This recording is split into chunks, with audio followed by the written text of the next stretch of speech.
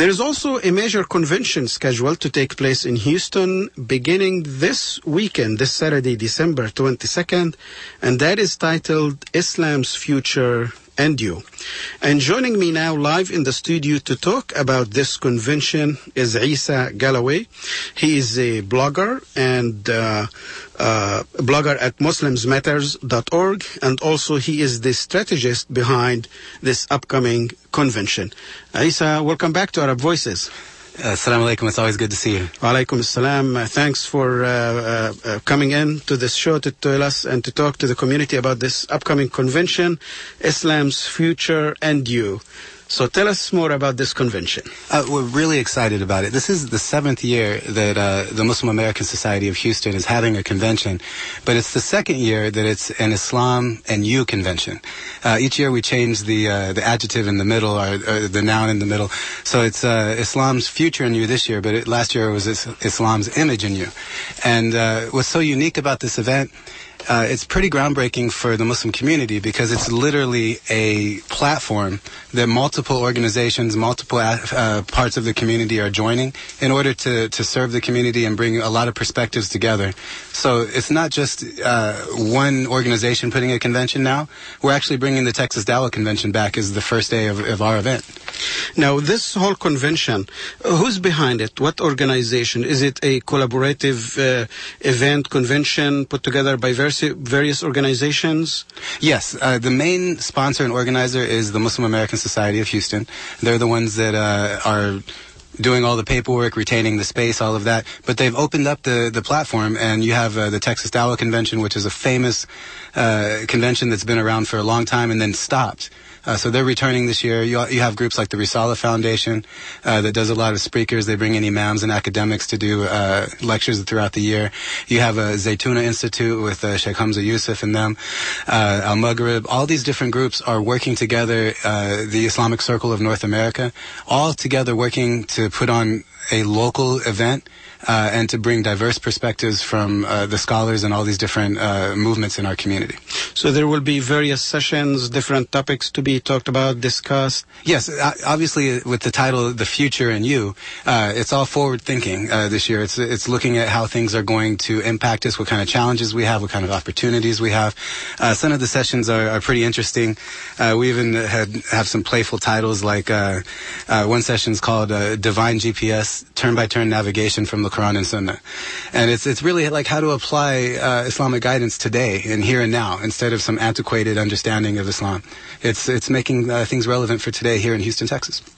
And you mentioned that like the Texas Dawah Convention, it used to be held here and stopped for a while, and now it's back. Right. So that particular one, the Texas Dawah Convention, is incorporated into this convention, would be part of it, beginning also on December 22nd? Yeah, they actually have the whole day of the December 22nd. The first day, Saturday. Right. So they're in charge from A to Z of the programming for the 22nd. They're just using the space, and that's one of the beautiful things about this platform is it really allows for collaboration and brotherhood. So they're doing their convention as a one-day event at our convention.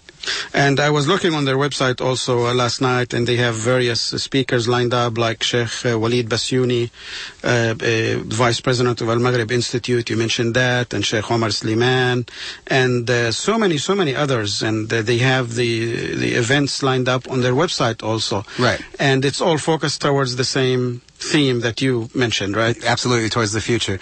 And in fact, if people want to learn more about the event, they can go to islamnu.com.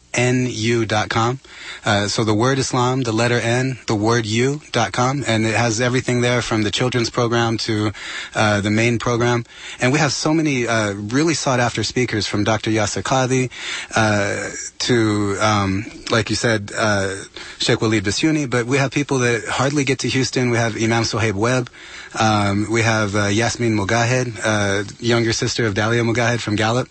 And just so many amazing speakers are coming down. Imad Bayoun, and people from CARE, the Council on American Islamic Relations, just the organizations and the people coming down. Also another famous Muslim speaker, Osama Cannon from Zaytuna Institute and what's called the Talif Collective in California will be here. So again, a dynamite lineup of speakers, and it looks to be a really exciting time. So that's Saturday, December 22nd, and Sunday, December 23rd, and Monday also? The 24th, yes. The 24th. 3 full days, all day long activities and events, and even in the evening also activities and events. Right. Actually, Maher Zain, the famous singer, is doing a program with Islamic Relief. It's called Songs for Children, and the comedian Preacher Moss is going to be emceeing that event. So that's one of the entertainment nights we have. Also, we have another comedian lined up for a different night, and so many of the things going on. There's also a lot of clinics and free services that are happening. For instance, we have a law enforcement expert who's going to give us a history of active shooters and school shootings, and really kind of show the community what can be expected, what are some of the causes, what are the trends of how these things have happened. And we have doctors coming to do free consultations. We have lawyers doing legal clinics, and these are in the breaks in between the sessions, so people have plenty of time. And another innovative thing we're doing, we're having what's called a coffee with the imams, and then lunch with the scholars. And so these events are literally allowing people to have one-on-one time, or some give and take time with people that are really hard to get a hold of, to pick their brains and ask their questions in a more intimate setting rather than just hearing a lecture. And so there's no particular age group that this is targeting. You said there are activities even for children there, right? Right. We have a Scouts program, and then we also have a children's program. So obviously, if you have toddlers or infants, they're going to stay with the parents. And something else that we've done really innovative this year, we have a cry room set up where it's going to be live streamed into the room. So if your infant gets upset, it's like, if you're in the middle of a church, you don't want to disturb everyone, you go to the cry room, you can still hear the session and have the video feed and participate. So it's really more of a family event. Absolutely. Pretty much. You can bring everybody in the family there. And 36 vendors in our bazaar, organizations and people that are going to be bringing, from hard-to-find clothing items to books, Islamic books. A lot of organizations are going to be there.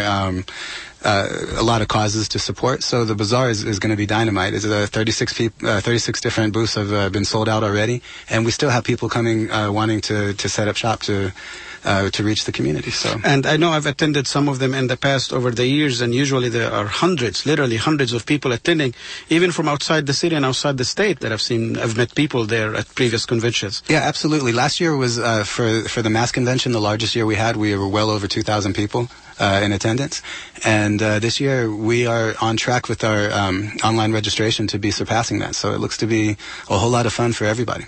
And by the way, the convention is open to anyone. You don't have to be a Muslim to attend. In fact, if people are curious, want to learn more about Islam, just have them go to the information booth. If they're not Muslim, they'll talk to someone. We may give them a couple of free passes to check out a couple sessions.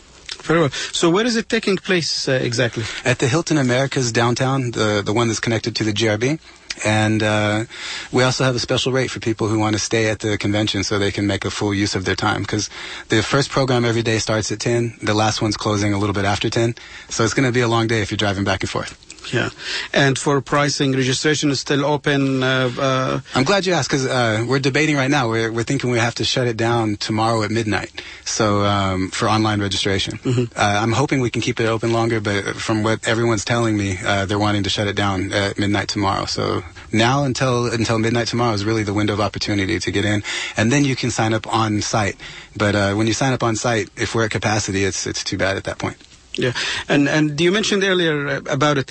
One more time, if a little bit more details, because I know a lot of people listen to this show and a lot of people are interested in this convention and they attend it. So how different is this than previous ones? Oh, it's so different, because who's ever seen a convention where an organization that is putting it on gives up a whole day for someone else to do their program? And so this idea of community collaboration, we're bringing in speakers who are from other organizations, and just because we really want to have a model where the community is talking to each other, all the organizations are working together. So this idea, we call it a community platform event. We're really wanting to establish a platform and make Houston a model city for the Muslim community of America, to look at that kind of cooperation, and where we basically influence each other to keep doing goodness. I mean, so many of these organizations have projects that are feeding people, projects that are clothing people, and all of them, if they're not talking to each other, we're not maximizing the use of our resources. So we're really hoping that this convention is one way that we can bring all those different segments of the community together. That's good. So but out of it, you come with fruitful, not just one way kind of giving lectures and information to people, but you get to, get acquainted with everybody there and who's doing what and so on, right, and have this communication and collaboration for future. Going back to the title of this convention, Islam's future and you. Absolutely. So how you can be active and as part of it, living here in the community. Exactly. And the other thing is this year we've done a lot of things to our program to increase the break time because quite honestly one of the most valuable things about these conventions is the networking you do. I see people who live in Houston that I never see throughout the year and they're only 45 minutes away from me, but somehow I never see them until the convention. It's as if they're in California or somewhere else. And so you're going to make friends, you're going to see people that are long lost friends, and it's in a really nice atmosphere because it's a family-friendly atmosphere, and it's just we have a good security system, we have a good security team, professional people on site, so it's a safe environment that I think the family will really enjoy. Yeah, very well. And so again, it's beginning this Saturday, December 22nd, 23rd, and 24th at the Hilton Americas Hotel in downtown. That's on Lamar Street, 1600 Lamar Street. Right. So for people who are interested, again, in more details about it, the speakers, the program, and to register, the website is? Islam, the letter N, the word U.com. So islamandyou.com. Islamandyou.com. And we will have a link to that on our website later this evening also. Thank you so much. Any other information you want to share about this convention with our listeners? Yeah, everything has been looked at from every part of the experience, from how you check in all the way until even the food that you eat. We have the Hilton preparing halal food for our guests. And then we even have hooked up with Phoenicia Deli downtown, and they're giving our people a discount. So we've looked at as much as we can every aspect of this to make sure that the experience is fantastic for people, and we want to hear feedback so that we can continue to improve. So we hope everyone will come. There is also 2-day and 1-day passes if people are working or can only make it to one time. So and the cost is for a 3-day convention. It's $45. $45 for the entire 3 days? Yes. So it's an excellent price and a big value, and we really hope that everyone will leave recharged and have their faith lifted and ready to tackle the next year with a whole lot more connection to their Creator.